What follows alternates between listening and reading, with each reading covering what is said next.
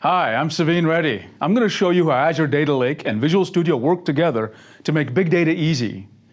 Azure Data Lake is made of 3 Azure services. The first is Azure Data Lake HD Insight, a generally available service for using Hadoop clusters in Azure using Windows or Linux. And 2 new services that are currently in public preview.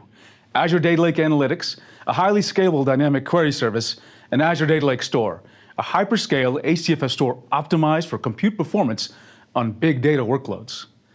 Now, what we've heard from customers is that doing big data is challenging. It's very hard to author, monitor, optimize, and debug. And we've taken our years of experience building a massive exabyte scale big data system that thousands of developers are using every day and are bringing that to you in the form of Azure Data Lake with 2 new services, Store and Analytics. In the following demo, we'll focus on how Data Lake tools for Visual Studio makes it easy to see performance hotspots and how to trade off cost versus query execution time. Let's take a look. So what we're looking at here is Visual Studio 2015, and I've installed Data Lake tools for Visual Studio, as you can see in the menu. And what I have open is an actual big data analytics job that I ran a week or 2 ago. Now, this job, as you can see here, took about 40 minutes to run. And you can see from the state it actually succeeded. Okay? Now, let's scroll down and learn a little bit more. This job read about 11 terabytes. It wrote about 10 terabytes. This isn't a particularly large job. Big data analytics jobs can do terabytes, tens of terabytes, hundreds of terabytes, and even petabytes. Now, I wrote this job in uSQL, and I'll show you that in just a second. But the key thing here is that whatever I wrote, the uSQL compiler and optimizer split the job apart. The total work was split apart into 12,000 chunks, what we call vertexes. And when I submitted the job, I said, reserve 1,000 units of parallelism, or 1,000 nodes.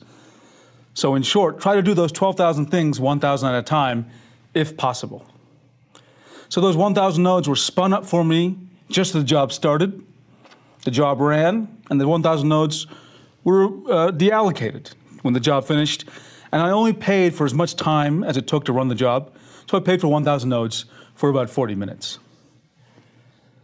Now let's take a look at the uSQL script. Scroll down, I'll click on Script. I won't spend too much time here, just point out a few things. First of all, it uses an assembly. This is just some C# code we wrote, and we installed it in the uSQL catalog.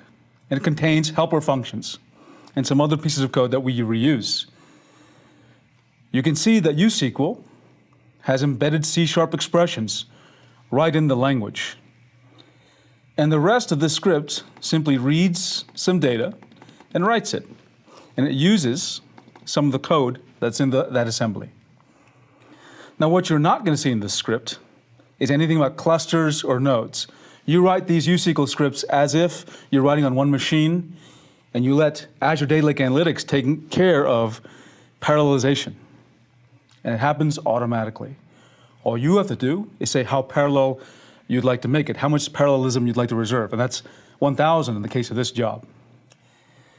And that script is a purely logical interpretation of how to transform the input data to the output data. Again, it says nothing about clusters or nodes or anything else.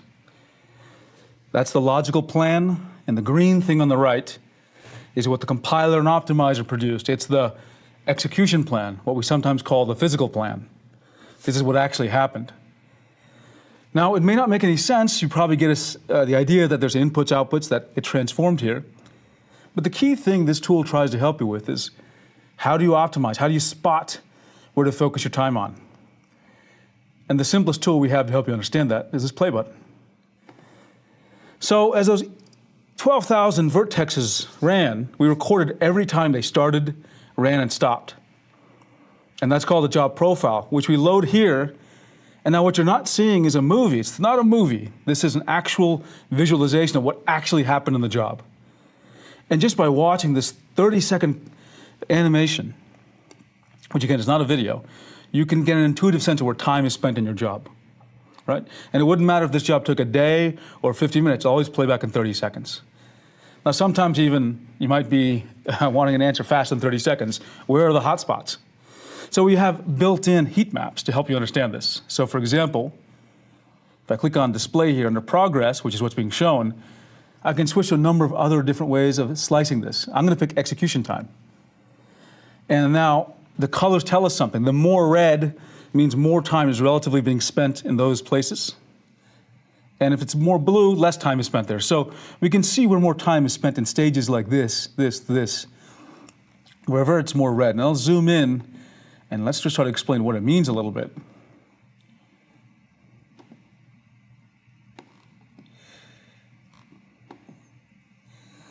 Now, there are 3 stages here. They've been compressed here, but the key thing is that of the 12,000 vertexes, about 935 happened here. And on average, each one took about 50 seconds. And this read something like 200 million rows. And so how you want to think about this is, hey, if I had had 1,000 vertexes or 1,000 units of parallelism, I could have done this entire stage in about 50 seconds, right? So let's zoom out and think about that for a second.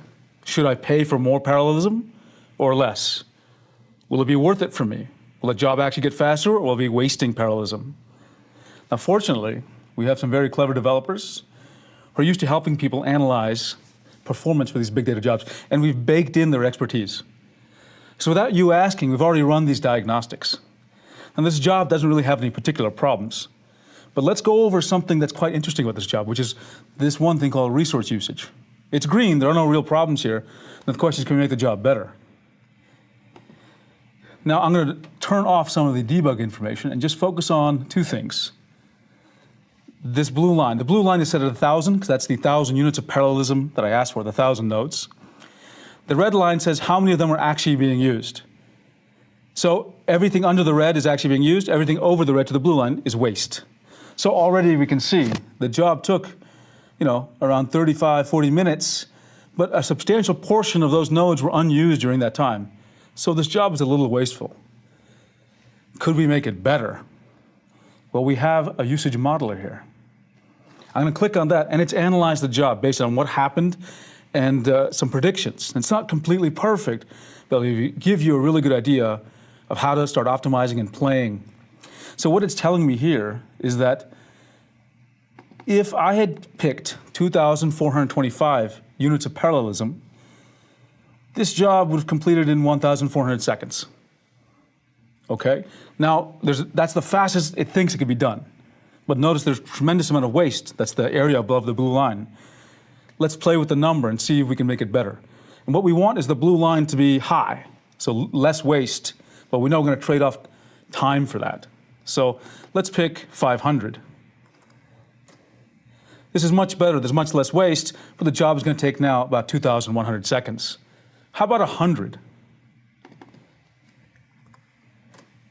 Now, see, there's very little waste, but the job takes about 8,700 seconds. So it's tools like this we're baking in to help you understand. Do you want to pay more, and is it worth it? So I hope you've enjoyed this demo, and I hope it shows you how we've helped make big data optimization easy for developers.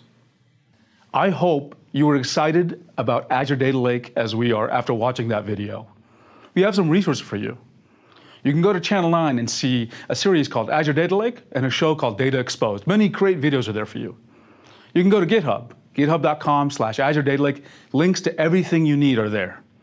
If you want to give us feedback, suggestions, feature ideas, go to aka.ms/ADL-feedback, and you can enter your feedback on our Azure User Voice site. And finally, of course, install Visual Studio and Data Lake tools for Visual Studio. Thanks for your time. I appreciate it. Hope you have a great time getting into big data.